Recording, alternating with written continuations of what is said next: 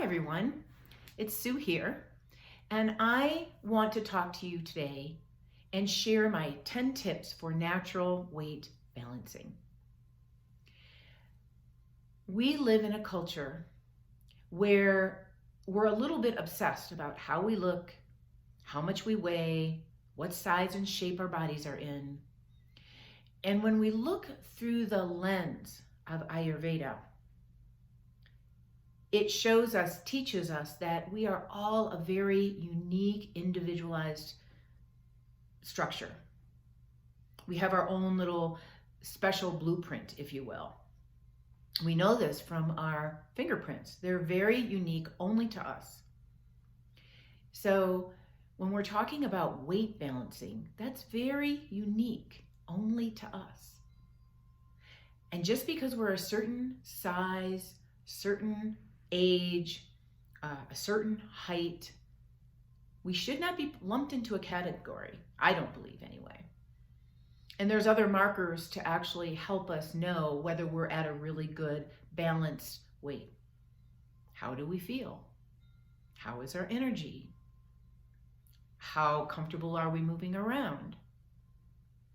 These kinds of things. So I thought you might really enjoy a different perspective on natural weight balancing, especially as we move into this new year. Okay, they're not rocket science. Ayurveda is very simple. They use the natural elements of what we have around us, our food choices, our lifestyle choices, things like that. It's not rocket science. And these 10 tips, I think, will you'll go, oh yeah, that makes a lot of sense. I'm going to incorporate that one. And what I would suggest to you as a counselor is don't try to do them all at once. Find the ones that make sense, start to incorporate those. And slowly over time, you'll build a nice routine to help balance yourself. So the first one, you're going to laugh, is hydration. If you follow me at all on my YouTube channel, Wellness with Sue, I did an entire series called Foundational Health. And I think there were 6 of them, and each segment, each video is on a different foundational health pillar. And I did a whole thing on hydration. If you want to go back and look at it, you're more than welcome. They're all free. But what does hydration have to do with weight balance? Well, water and having water moving through our system helps us to metabolize fat. And it also helps us with our lymphatic drainage, both of which help to flush the system with things we don't need. So a lot of us walk around with inflammation, we feel puffy and bloated, and then we think, I'm not going to drink more water. Water's only going to make me feel more puffy and more bloated. No, it doesn't. It's actually the opposite. You feel puffy and bloated a lot of times because you're dehydrated. The trick about hydration, because some people are very resistant to this, is you start slow. If you naturally drink 2 glasses of water a day, then go to 3 and see how you feel with 3. And then go to 4 and see how you feel with 4. You don't go from 2 to 10. Your body won't be able to absorb it, and you will spend your day in the bathroom. Please don't do that. So, hydration, really, really key point. And when I talk about hydration, I'm specifically talking about water. You can fudge it a little bit with, these lightly flavored, like lemon waters and things like that, or maybe some herbal tea, maybe clear broths. But primarily we're doing water because the body doesn't have to break it down at all. It just absorbs it like it's supposed to. So that's a big key element. The next little tip is eating grapefruit. Now, if you've ever done quote unquote diets in your life, grapefruits are usually involved because they're really good at naturally metabolizing our fat. And most of us have a little bit too much fat on our body structures because we're humans, because we don't move around enough, whatever the reason. Even if you're thinner, you can have more body fat on you. I worked in this world for years and years and years, and people were always surprised if they were thin and had extra body fat mass on them. And the only reason we care about that actually is because holding on to that extra body fat is not really healthy and balanced to our system. It tells us that something's not right. It doesn't tell us that we're overweight or underweight. It tells us that something's not right. Our body's not naturally releasing the fat. So if this is a stubborn area for you, eating grapefruit is a really nice thing to incorporate. Now I'm going to insert a thing about essential oils here. I work with do-terra, and they produce from the natural areas in the world that they're grown, pure therapeutic grade essential oils. And they make grapefruit. And so what you could do is you could put a drop or two in your water, and then you're doing two things at once. And I always get this question, so I'm going to address it now. Grapefruit that we eat is the fruit, and it has certain enzymes in it that doesn't work a lot of times with certain medications. And it'll say right there on the label, don't eat grapefruit, the doctors will tell you.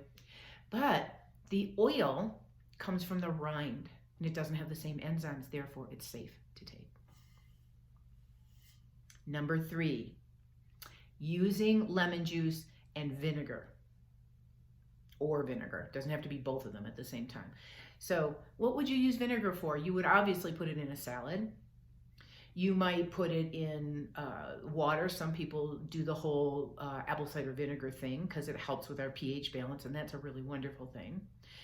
Some people can't tolerate that, so they work with lemon.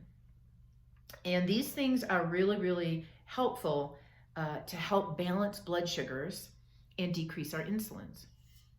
So this is a big deal if you have cravings, if you love sugar, if you can't stay away from sugar. This is a good one to incorporate. And another trick is that the lemon could actually get put into your water. So you could have grapefruit water, and then you could have lemon water, and you're drinking more water and you're getting these other elements. Perfect. You can cook with lemon. You can use lemon essential oil in the same way that you use the grapefruit essential oil. Just start to incorporate it more and more into your diet. This fourth one is obvious. So many people know this, but increase your intake of vegetables. Because when you intake vegetables, you'll usually decrease other things. And we all know every single modality, every single sort of nutrition-oriented program will tell you to eat more vegetables. We just do not eat enough in our culture. So a trick I like to do is I like to roast a bunch of vegetables. I do a variety of different kinds. And then I have a whole big bowl of them all week. And I might eat them with my eggs, or I might put them on top of a salad, or I might eat them with my dinner, but I'm still getting that extra vegetables in my diet. And the key piece to this one is that I want you to include beets, because beets are really good for flushing the liver and the gallbladder, which this goes back to the lymphatic drainage piece. Our gallbladder and our liver remove toxins and flush the system so that we've got all the good stuff in our body and we flush out all the bad stuff. And sometimes these livers get a little bit sludgy. So beets are really, really good for liver and gallbladder. So add a bunch of those in. This fifth one is in my world, from where I was a fitness professional and a personal trainer for years and years and years, move your body. And I don't even care how. Again, I have a whole nother foundational health series or lecture on movement. Note, I am not saying exercise, because the specialists now are telling us that it doesn't really matter. You just have to move. You can walk, you can run if you like, you can dance, you can do yoga. There's two key elements that are helpful here. One is that you create a little glow. You move enough so that your body temperature increases and you sweat just a little bit. and you want to increase your heart rate or your respiration somehow. So if you're a walker, that's not so hard. You just increase your pace or maybe lengthen your duration. If you're a runner, obviously the same thing. If you do yoga and you're doing like a restorative yoga practice, that's not going to do the same thing. It's really good to move your body. It's helpful to lubricate your joints and help your body feel better. But in order to move the lymph, we need sweat and we need a little bit of increased respiration. Now I'm going to put a little caveat in here. And this is a whole nother topic that I could talk about for a long time. And it's about how you breathe. So ideally, when you're not active and you're sitting quietly or sleeping, you're breathing through your nose. Our nose is designed for breathing and smelling. Our mouth is designed for talking and eating. But a lot of us in this culture now breathe through our mouth. And we especially do it when we're exercising or moving our body. And why don't I want you to do that? Because if you breathe through your mouth, it kicks off this physiology response in your body that you're in fight or flight, that you're running away from something, that you're stressed. And your breath will stay shallow up into your upper lobes of the lungs. If you're breathing through your nose, it's the opposite. It sends a signal to your body that you're in this calm, rest and digest sympathetic nervous system called the parasympathetic nervous system. And you'll breathe deeper down into the lobes of the lungs and ultimately create a more efficient respiration. This is so important right now in our culture with COVID and the stress responses we have. So I was a runner for years. I was a fitness professional for years. I spent years breathing out of my mouth. And now living in Santa Fe, I have the opportunity to hike in the mountains. I really work on this piece about breathing through my nose because I know how profoundly effective and helpful it can be overall. That's just a little aside. The sixth one is green tea. Do you guys drink tea? Green tea has an antioxidant component to it, and it's very helpful for flushing fat or allowing the body to not absorb fat. And that's why green tea is in a lot of protocols for diets, along with grapefruit, because they know that the chemistry of green tea is really helpful in these ways. So if you're a tea drinker and you want to try the green tea, add that in. This one is specific. It's a specific teaching to Ayurveda, and not everybody aspires to this, but there's reasons for it. Eat 3 meals a day, period. No snacking, no in between, no late night. And I know this goes against the culture because, again, in my fitness world, it was like eat 5 meals a day or eat little mini meals all day long, keep your blood sugar up. Well, guess what that really does? It makes you dependent on this fuel that you take into your body rather than your body actually metabolizing the fuel and utilizing it properly the way it should. And so if you don't eat every 2 or 3 hours, you have a crash. I put myself through that, and I now have adrenal fatigue and thyroid issues. Thank you so much for that teaching. Ayurveda says, eat your morning meal and have enough so that you do not get hungry until you have your midday meal. And then eat enough so that you don't get hungry until your late day meal. And that late day meal ideally is at 6 o'clock or earlier. That's how you know you're eating properly, is you should not get hungry in the middle. And being hungry and being bored are different things, and that's another talk. And if you do feel like you want to eat something in the middle of the day, try drinking water, because a lot of times you're thirsty. You don't even realize it. So when you're eating 3 meals a day and there's 3 or 4 hours in between each meal, what happens? Well, your body assimilates the food, it breaks it down, it proportionately brings it all over where you need it, and you're using your fuel, your glucose first and then your fat second, for metabolism, for being alive. So the food came in and you got that initial hit of glucose that you're using for energy and movement and whatever. But then the rest of your processes allow you to metabolize the fat and then use that.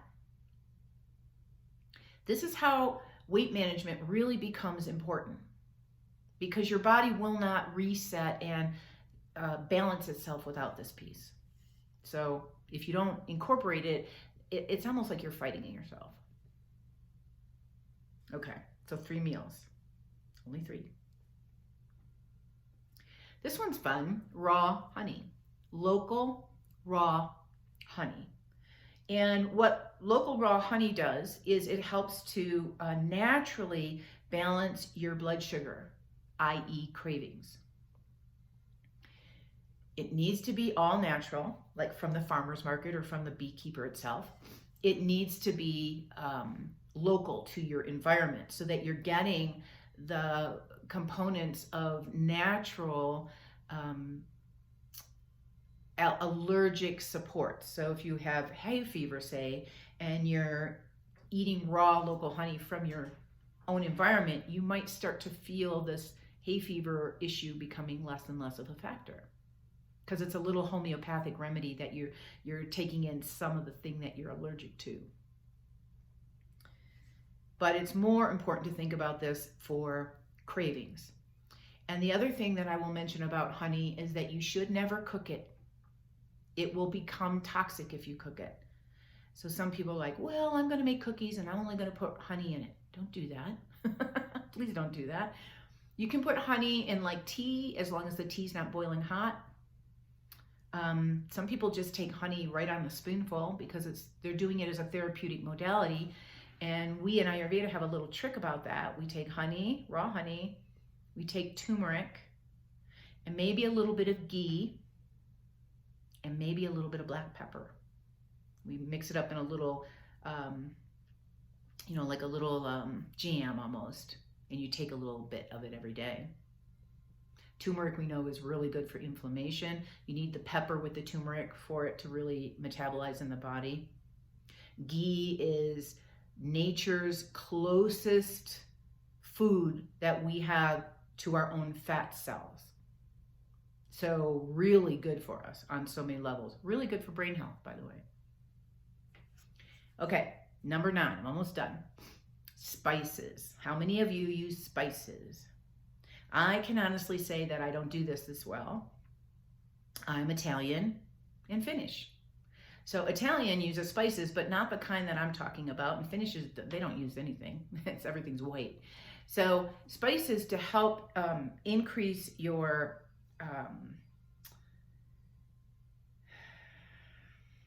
caloric burning, your metabolism again. Things like cayenne pepper, turmeric, ginger.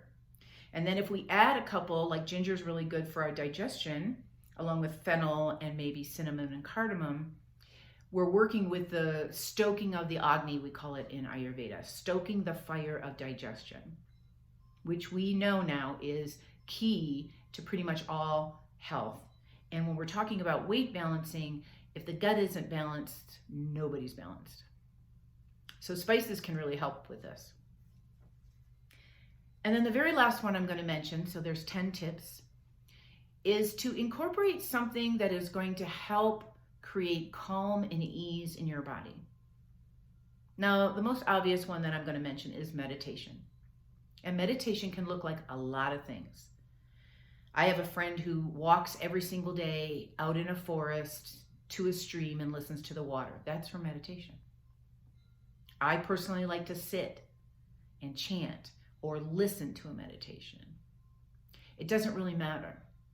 What we're trying to create here is the response in our body that we're safe, that this nervous system doesn't feel overstimulated. And when all of that feels better, your body can fall into its natural metabolism, its natural set point, its natural way to live.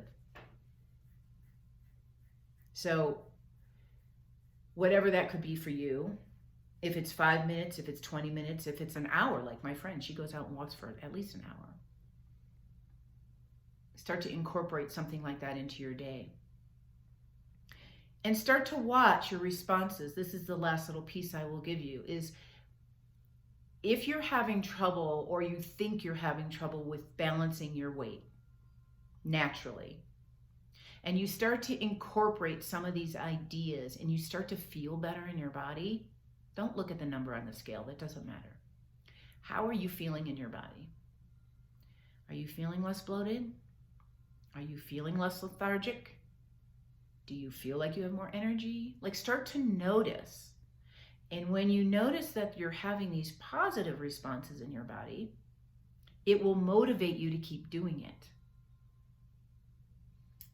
All right, my 10 tips for natural weight balancing. I hope you enjoyed it.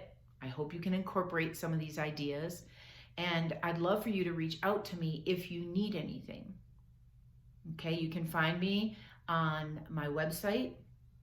It's called sue-schmitt.squarespace.com. I know, long. You can find me on my private Facebook group, Self-Care for Women, Transformation Through Yoga, Ayurveda, and Aromatherapy. And you can find me on my YouTube channel, Wellness with Sue. Along with this video, I'm including a PDF for you with this information in it. So if you want, you can print it out and just sort of have it around as a reminder. I hope you have a really beautiful day. Thank you so much for watching. Enjoy incorporating more natural balancing ideas into your life and see if you don't start to feel better.